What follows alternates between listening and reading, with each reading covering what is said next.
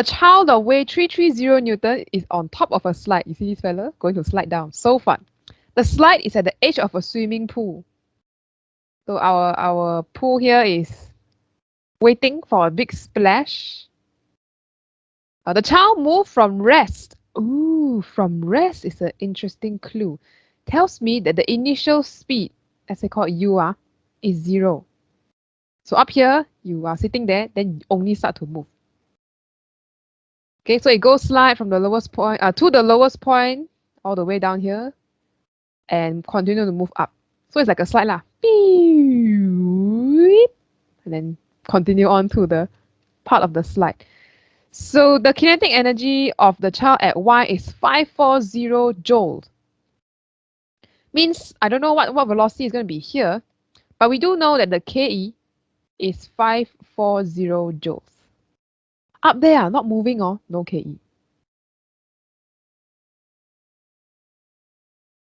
Calculate the difference in GPE of the child at points X and Y. This is looking for a difference in GPE. So you need to remember your GPE equation. What is the GPE equation? Usually we say EP. Sometimes we use GPE. It really depends. But we're finding a change or difference in it. So we must also include change in MGH. Who is changing mass? No. G? No. Height. Height is changing. So actually the proper way to write this is a change in potential energy, mg delta h. So you need to find, all right, let's see, where we going? If we think of A2 terms, here you are at a very high potential, so very high GPE. As you drop down and come up, you end up at this spot. This is our low GPE.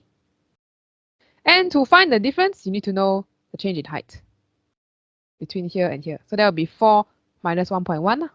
Okay, because 4 is all the way to the bottom. So your writing should have something like this. mg already given. This is the weight. Weight equals to mg. So we can just use that value over there. 330 times the height, which is 4.0 minus 1.1. This will give us a value of 957 joules. Okay, you check your work and see. Do you manage to solve this part? If in your writing you got write somewhere MGH, okay already lah. This one is equation mark. Very generous. Sometimes you may not write explicitly MGH, but you show in the working MGH. Okay lah, can also lah. So your final answer, you can write it in 3SF or in 2SF, which is 960, also okay. So 3SF is okay, 2SF also okay. This is A1.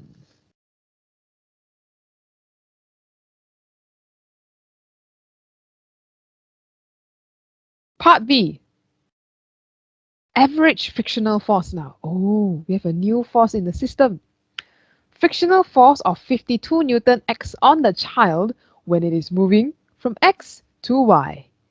By considering the changes of energy, determine the distance moved by the child from X to Y.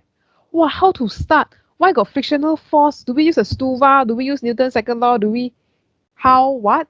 Do we have enough information for any of the above? Let's go back to the picture and see. Frictional force of 52 Newton.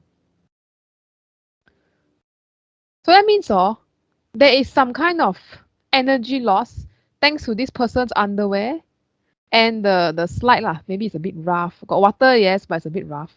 Have you ever slide down a slide in the playground and then you accidentally burn yourself because you slide too fast, suddenly it's hot. Then you're like, ow, why so painful? Burn. Friction can light fire, can warm up things. So there's some kind of friction happening throughout this entire journey. We'll assume it's average constant, roughly there. So if you see the first part, they're talking about energy, or probably second part, you have to use this energy in your calculation. Good chance, because still in the energy question, right? So you have to think of, okay, when you slide from start to end, top to bottom, what's the energy change? You start off with a high GPE up here. So GPE, as you move from X to Y, is converted into other forms of energy.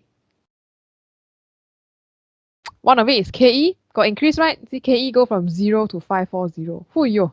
Suddenly flying so fast. So KE definitely got. But there's one more energy that has been created after you slide, and that is this friction.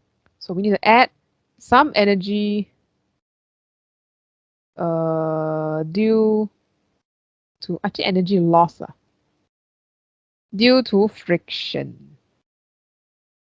So this your butt will get a bit hot, maybe. The slide might get a bit hot, the water may get a bit hot, so you see the heat coming out.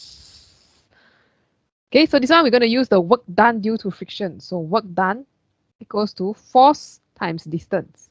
Distance is the whole length of this slide that you slide on. So we're going to turn that into equation down there. Here, okay. So what energy decrease? GPE, right? So there's a change in GPE, gravitational potential energy. That is a decrease or loss. So where the energy go? Cannot just destroy, must convert into some other forms. So one of the conversion is into kinetic energy.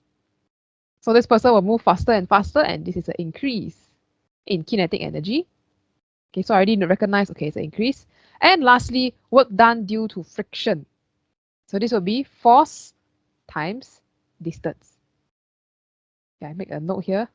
This is work done due to friction. So if you missed out the friction part in your working, maybe add a little note to self. Oh, don't forget friction. Okay, plug in all the values we know. So GPE change, I'm going to just use this one, 957. You can use 960 also can. So 957, gone, disappear already. Become what? Kinetic. So kinetic, what's the increase in KE? Go back to the picture. At first, you start off at 0. Not moving ma. Then after the end, you have 540. So increase is 540. So let's write it down there. 540. 540. Lastly, force times distance. What kind of force? We're talking about friction, right? So we will want to use the 52 Newton. That friction do how much work to create this energy loss. So we take 52 times the distance. Don't know what distance, but that's what we're trying to find.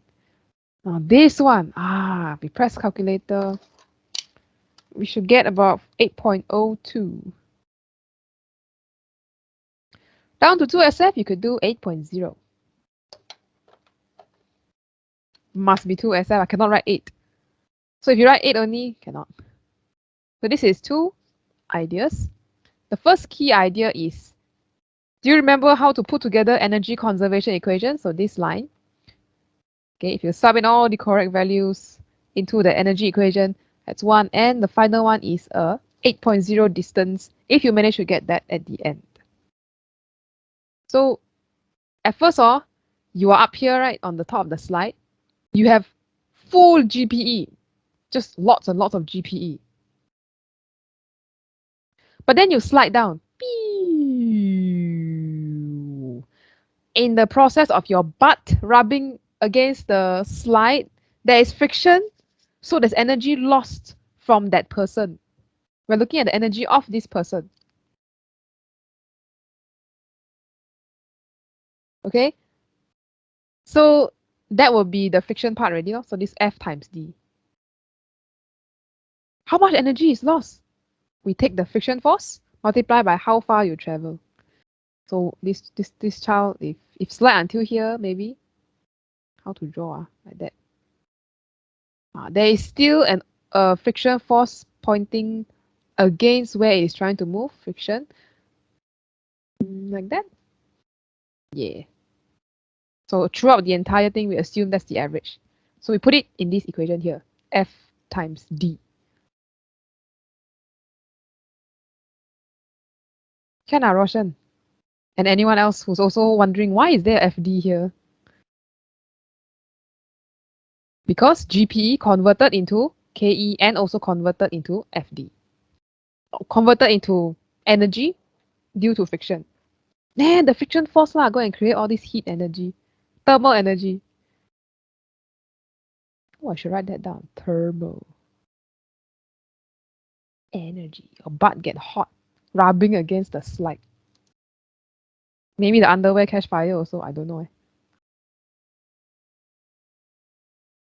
Okay, the other question here we have is, why we don't need to use the dude's weight? So in finding friction, right, I'm guessing.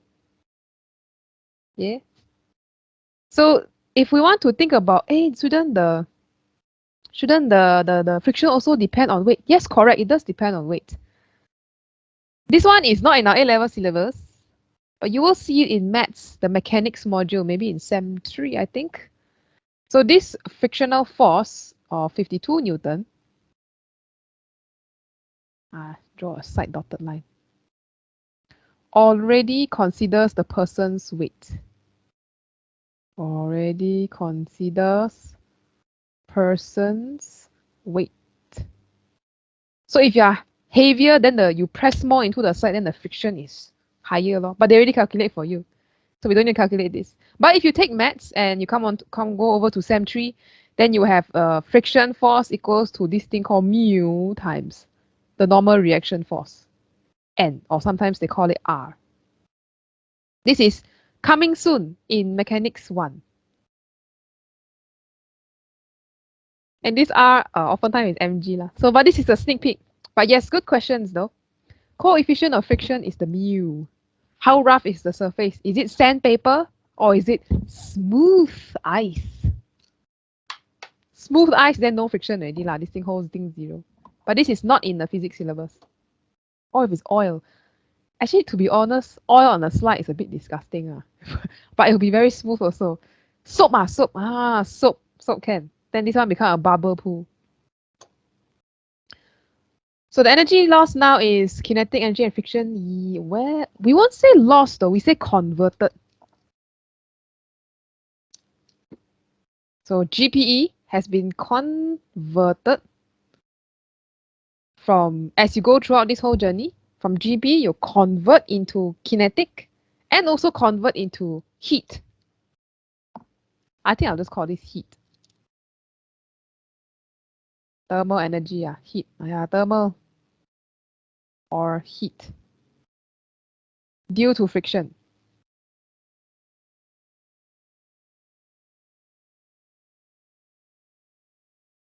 Or in other words, work done due to friction, which is where this equation comes from. The one we say energy loss usually refers to this thermal heat, because it's very hard to, once you lose something as heat, it's very hard to get it back and turn it into something useful. I see my phone, if I use, it get very hot. Then what happened to the heat? Just gone lah.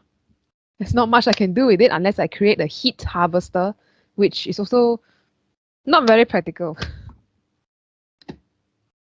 So it's very hard to convert heat into other forms of energy. So I just say, it's loss. So when we say loss or energy dissipated, usually it means heat. Your circuit, your light bulb get hot, lost already lah. Yeah, lost already. It's gone. Very hard to get it back, unless you set up a whole another setup to get the heat energy back. Okay, good questions about heat and energy and forces on this first part so far. So whenever you see a question that got energy, think first, what is converted to what? And from there, you write your equations. All right. Let's go to the last part. By the way, if you want to see any of these pages in and I'm not looking at it at the moment, you can go over to OneNote, go to our collaboration space, this side, I guess. Go to classboard and you will see today's date down there. Careful, don't delete anything. It's not gone now. All my whiteboards. All right, let's see. So this child is having a great time. Sliding down, go up, and then fly. You will fly, and then you splash into the water. So now we're looking at the part where you fly. You're off the slide. You're going to crash into the water. This here is our water. Let's see what's up with the question. So child leaves a slide at point y with a velocity at an angle. Oh, this looks like a projectile path. The path of the child through the air is shown. Point Z is the highest point on the path of the child through the air, right here. Assume the air resistance negligible. Okay, so there's like, don't worry about drag force, air resistance. So, oh, okay, good. Because if got, then very hard to calculate. We don't have proper math or knowledge to do that at this level. So we need to calculate firstly the speed of the child at point Y. They didn't really give much information here, but we can take from the information before. So previously they already told us that there's a certain kinetic energy, right? Your Ke at point Y is 540 joules. So let's use that. So here at this point, don't know what velocity, but we have 540 joules of kinetic energy. Then we can use that to find speed v, because we know that kinetic energy is half mv squared at that point. So here will be 540 goes to half ma. They never give mass also leh. But they did give us the weight. Like the child, you know, the fella. Weight is 330 Newton. And remember that weight is m times g, mg. So then the mass is the weight divided by g, the constant g. So m here, we're going to put the weight 330 divide by 9.81. N times v squared. So from this calculation, we'll find that the v, if we remember to square root and everything, this v should be around 5.6666666666, so forth and so forth. But we can write it to 5.67 if we want 3 SF or 5.7 if we want 2 SF. This one mark goes to final, if you manage to reach that, and 1 goes for correct substitution of all the values, especially for mass. Sub of values. Okay, so check your work. Do you miss out something? Add some notes. Add some markings. The final one. Calculate the speed of the child at point Z. Point Z. Where is point Z? Point Z is the highest point. Now, my first instinct is to think of, oh, miss, if we know the height, we can find the MGH. But we don't know the height. And we don't know the energy at the top because it's still moving on top. It's still moving to the right. It still has some Ke, but we don't know this. We don't know the height. So we cannot use this method. We cannot use energy to find our answer already. The other way where we solve kinematics questions, though, is through kinematics, projectile motion. So we're going to use that knowledge. Okay, what do we want to find? Speed, right? So we cannot think about energy already. Change. Here's one tip to revise if you forgot already. At this highest point, there's velocity, right? The object is still moving. The beginning is moving up like this. Up. Then here is moving kind of like in this direction. That's the velocity. Do you think there's a vertical component for this, or is it just pure horizontal at the highest point?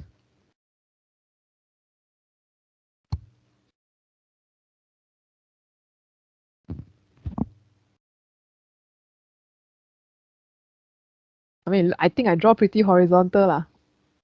So it has to be purely horizontal. Oh, don't forget. We got a horizontal.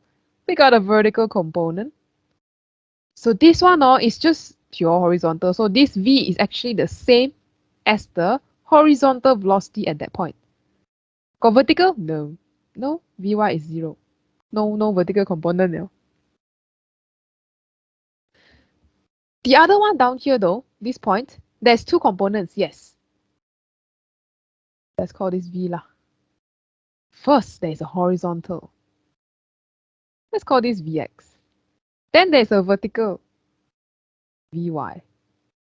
Here only got both. Later you go to the end there, no more already. And the one key thing you remember about projectile is, if there is no horizontal force, such as air resistance, no, don't have, no drag force, nothing, then the Vx at the beginning is the same as the Vx at the middle is the same as the Vx at the end. Their horizontal velocity does not change. Always the same, same, same, same. Keep going. Same, same, same, same, same. So what is the thing changing? Vertical is changing. So I'll write a note here. Vertical component of velocity, this one is changing. Why changing? Who affect it? Oh, got vertical force. Because of a vertical force. Yeah. What's a vertical force? Yeah, Fg lah. At every point along a projectile path, your Fg is downwards. Fg pull you down, Fg pull you down, Fg pull you down. Eventually, it pull you down. That's what we call gravity in general. So because of Fg, that causes a vertical acceleration. No? So anyway, we are only looking at the horizontal, right? So we see beginning and the middle is the same. Okay, if we can find this horizontal velocity in the beginning, that means we have found our V right here on the highest point. Let's try find it.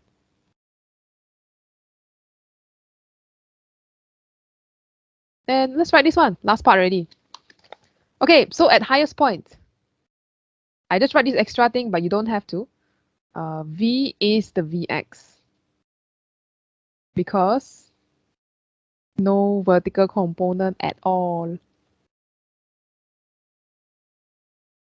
Okay, so that's the first point. Now I'm going to redraw the vector of the initial. So at the initial position,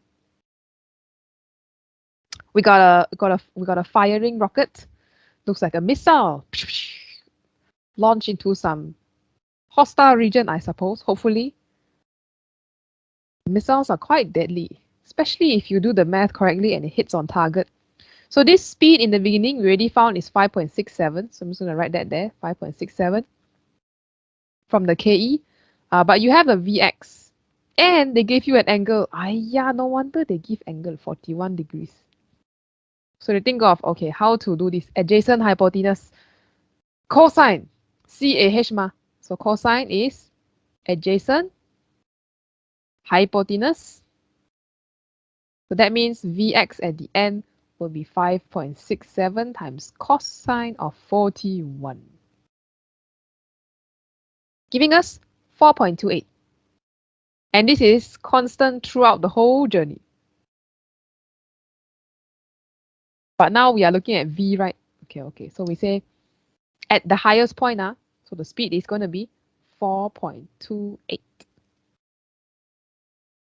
This is 1. And if you do a cosine 41 times the velocity, your velocity up there, okay lah, I give you arrow carried forward. This one you sub in the correct values, do some trigger.